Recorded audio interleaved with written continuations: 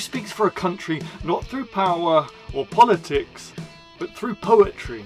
Not the loudest voice, but the lasting one. Today I'm going to take you on a journey around the world through 13 poets who became the beating heart of their nations.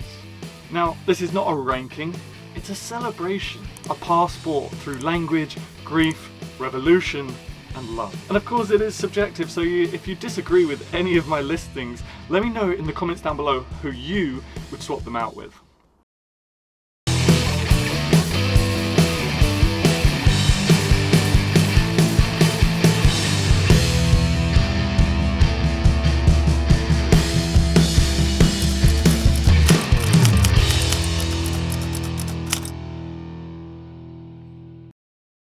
Hello my friends, Gary Gold and fellow poets, welcome back to the channel.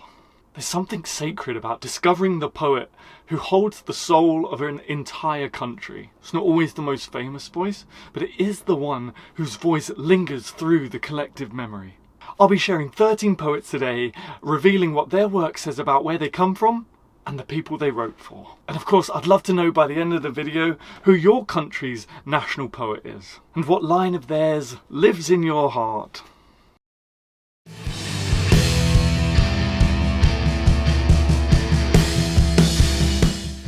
Alright, our journey has to begin with the most obvious one.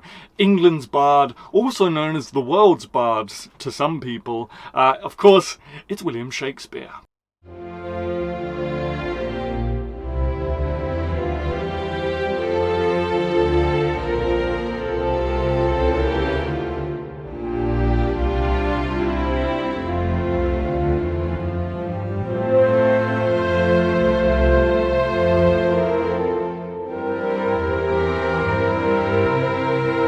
William Shakespeare wasn't just a poet and a playwright, he was the architect of modern English. He gave us 1700 new words, but most importantly, he gave us emotion with form. Now with each poet, I'm going to give you an entry poem into their work, and for this one is one of my all-time favourite poems, certainly my favourite poem by Shakespeare, and it is, of course, Sonnet 18. Shall I compare thee to a summer's day? Thou art more lovely and more temperate. Rough winds do shake the darling buds of May, and summer's lease hath all too short a date. Sometime too hot the eye of heaven shines, and often is his gold complexion dimmed. And every fair from fair sometime declines, by chance or nature's changing course untrimmed. But thy eternal summer shall not fade, nor lose possession of that fair thou owest. Nor shall death brag thou wanderest in his shade, when in eternal lines to time thou growest. So long as men can breathe or eyes can see, so long lives this, and this gives life to thee. Even now, every English speaker speaks some Shakespeare, whether they know it or not. Okay, sticking to the United Kingdom, we go from England up to Scotland.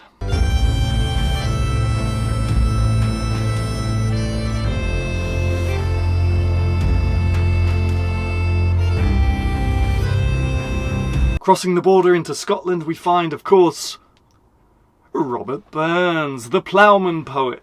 Burns elevated Scottish dialect. He wrote about love, drink, poverty, politics, and gave voice to the ordinary people. He captured joy and sorrow with unmatched sincerity. My entry poem for Burns is A Man's a Man for a That.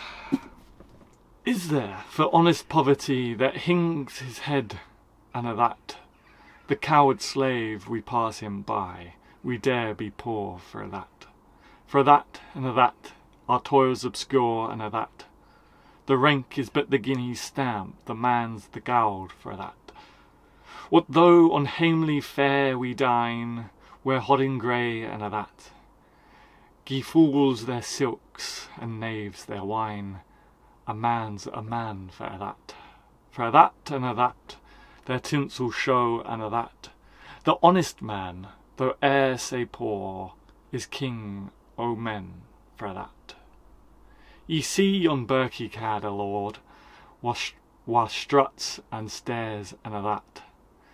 Though hundreds worship at his word, he's but a coof for a that and a that, his ribbon star and a that.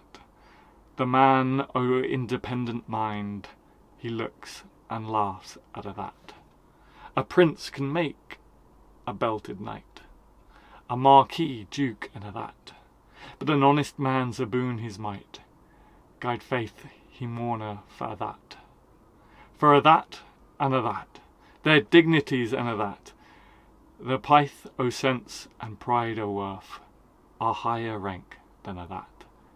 Then let us pray that come it may, as come it will for that sense and worth o'er the earth shall bear the gree and a that, for that and a that, it's coming yet for a that man to man the world over, shall brothers be for that. Burns, of course, wrote in Scots dialect, so if I butchered that, many apologies. And of course then there's Auld Lang Syne, which is sung the world over every New Year's Eve, because Burns made Scots sing. Alright, and now let's head southwest of the United Kingdom and over into Wales.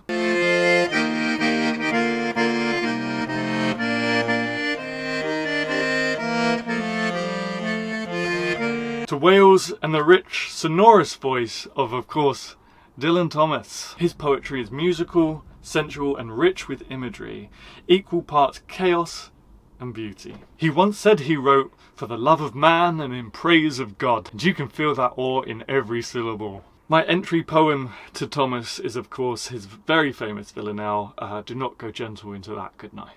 Do not go gentle into that good night. Old age should burn and rave at close of day. Rage, rage against the dying of the light. Though wise men at their end know dark is right, because their words had forked no lightning, they do not go gentle into that good night. Good men, the last wave by, crying how bright their frail deeds might have danced in a green bay. Rage, rage against the dying of the light. Wild men, who caught and sang the sun in flight and learn too late they grieved it on its way, do not go gentle into that good night. Grave men, near death, who see with blinding sight, blind eyes could blaze with meteors and be gay, rage, rage against the dying of the light.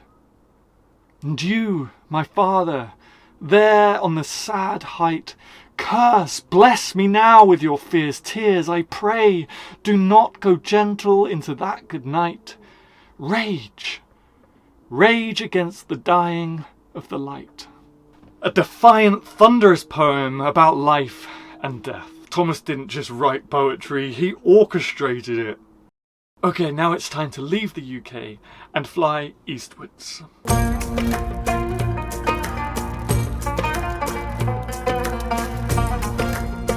To the Persian world now, where Rumi, of course, wrote about longing, spirit, and divine union. Did you know he's the best-selling poet in English today? But his roots go deep into Sufi mysticism. For Rumi, I've chosen the entry poem, The Guest House. This being human is a guest house.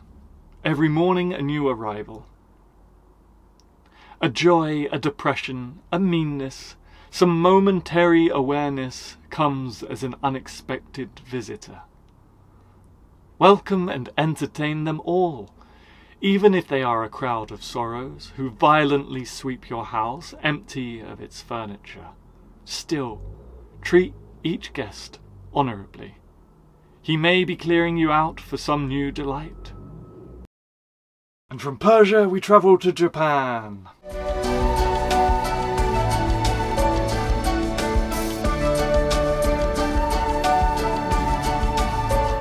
Basho, father of the modern haiku, taught Japan to see through stillness. His travel journals and verses are sacred texts of simplicity. And of course my entry poem into Basho is probably the most famous haiku there is. An old silent pond. A frog jumps into the pond. Splash. What sounds plain is layered with silence, time, and presence. His work is carved in stones across Japan, and he made poetry a way of seeing. Alright, over to Chile.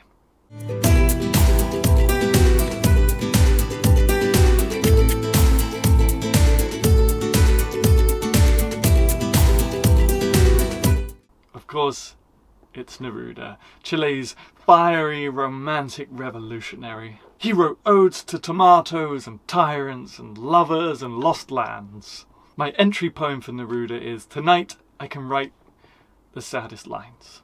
Tonight I can write the saddest lines. Write, for example, "The night is starry and the stars are blue and shiver in the distance. The night wind revolves in the sky and sings. Tonight I can write the saddest lines. I loved her, and sometimes she loved me too. Through nights like this one, I held her in my arms. I kissed her again and again under an endless sky. She loved me. Sometimes I loved her too. How could one not have loved her great still eyes?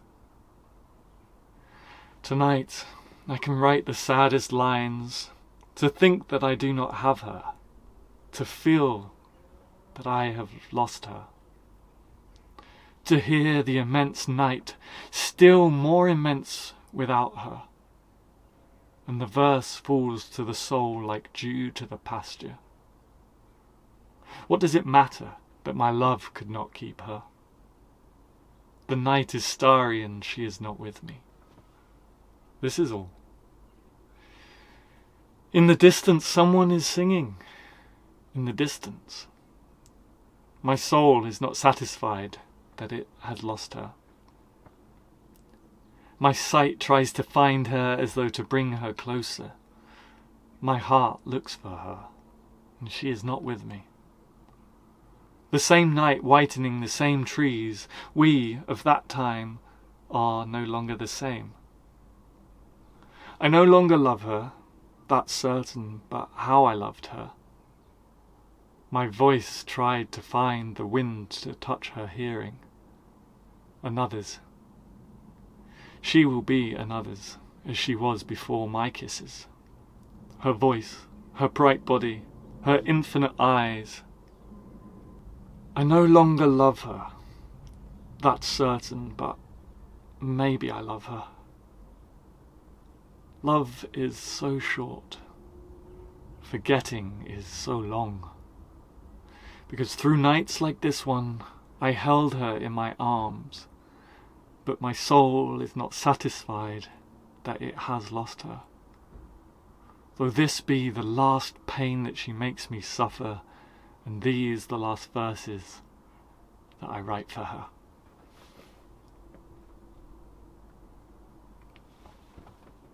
He felt everything intensely and gave us permission to feel deeply too. And now over to India.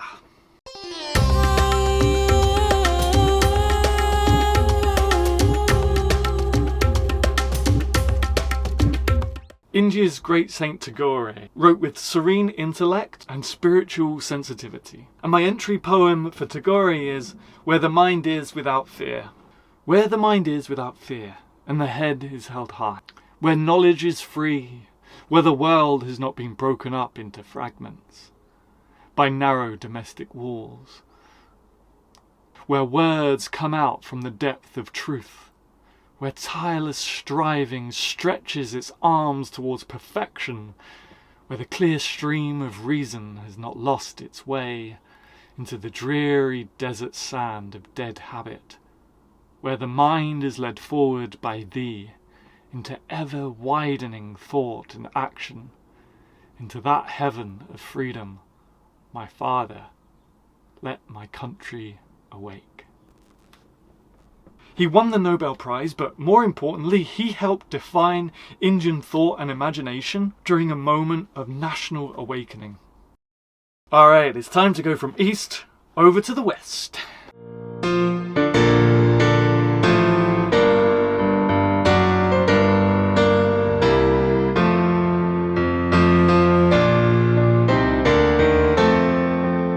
find ourselves into the United States of America, and here we find America's heart, Emily Dickinson. Reclusive, fierce, and timeless, she gave poetry its most honest, interior voice. And the entry poem I've chosen for Emily Dickinson is I'm Nobody, Who Are You?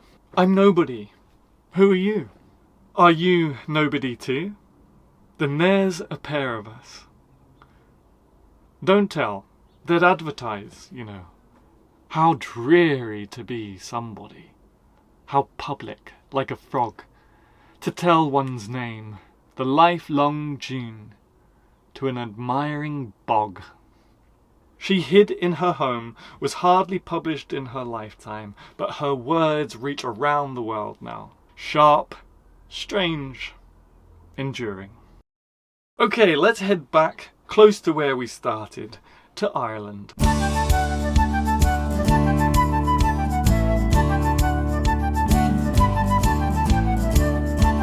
Yeats turned Ireland's folklore, rebellion and romanticism into verse that shaped identity. My entry poem for William Butler Yeats is The Lake Isle of Innisfree. I will arise and go now, and go to Innisfree, and a small cabin built there, of clay and wattles made. 9 bean rows will I have there, a hive for the honey bee, and live alone in the bee-loud glade. And I shall have some peace there, for peace comes dropping slow, dropping from the vales of the morning to where the cricket sings. There midnight's all a glimmer, and noon a purple glow, and evening full of the linnet's wings. I will arise and go now, for always night and day I hear lake water lapping with low sounds by the shore, while I stand on the roadway or on the pavement's grey. I hear it in the deep heart's core. He wrote of beauty, spirit, politics, and all with mythic gravitas. I didn't really plan this through. We're just globe-trotting all over the place. I should have gone from America slowly east, but we're kind of going... Anyway, let's go to Russia.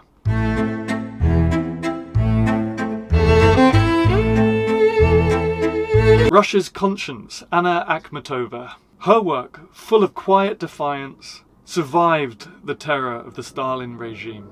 Not under foreign skies, nor under foreign wings protected. I shared all this with my own people, there where misfortune had abandoned us. Requiem is quite a lengthy poem, probably one I won't be able to read in this video, so I'm just going to read one of my favourite stanzas, if that's okay. Weeks fly lightly by. Even so, I cannot understand what has arisen, how my son, into your prison, white nights stare so brilliantly. Now once more they burn, eyes that focus like a hawk, and upon your cross the talk is again of death. This poem is a moment of grief, loss, and survival. She didn't break, and like all good poets, she bore witness. So, let's leave Russia now and head over to China.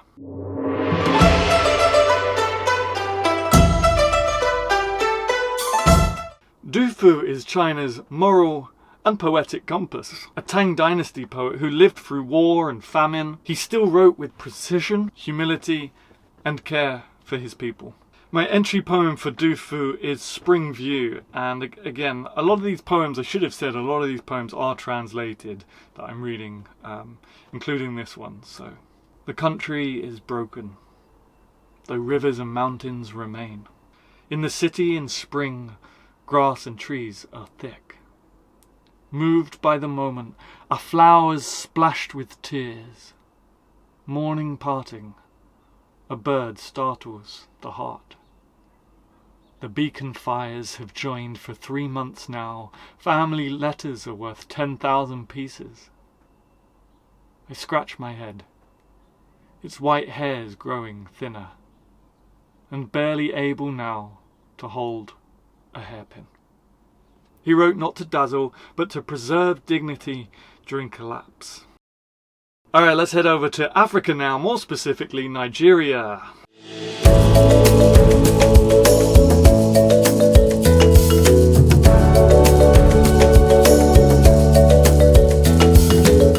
For Nigeria, I've chosen Christopher Okigbo. Okigbo fused Igbo spirituality with modernist edge. And my entry poem for Christopher Okigbo is Heaven's Gate. Unfortunately, Christopher died during Civil War, far too young, but his words still burn. Dreamlike, sacred, maybe strange, his poetry feels like prophecy. And here's an excerpt from Heaven's Gate. Before you, Mother Idoto, naked I stand. Before your watery presence, a prodigal, leaning on an oil beam, lost in your legend. And now to our final location, Lebanon.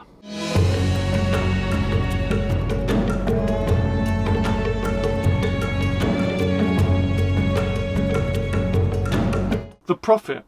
That one book alone secured Kahlil Gibran's place. But there is more to it than that. He was a bridge between cultures, writing about love, freedom, and loss with clarity and tenderness. Your children are not your children. His words are tattooed, quoted, whispered around the world. What did all these poets have in common? They spoke for something larger than themselves. They gave language to love, grief, identity, nationhood, soul. They helped their countries feel known and helped the world understand them better. And so, after our long journey around the world, I ask again, who is the poet of your country? Drop their name and your favourite poem or line in the comments down below. Let's build a global poetry bookshelf. And as I said, if you disagree with any of my choices, please let me know and tell me who you would substitute them for. If you enjoyed this journey, please don't forget to hit that like button. It does really help the channel. And if you can, click subscribe as well. I am trying to get to 10,000 subscribers by the end of 2025. And if you really want to support the channel and create more content like this and bigger content too, maybe even consider becoming a channel member. I'd really, really appreciate it. Poetry can be the soul of a place.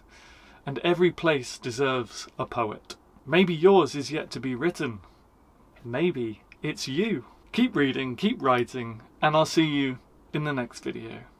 My name's Adam Gary. Thank you so much for watching. See you later.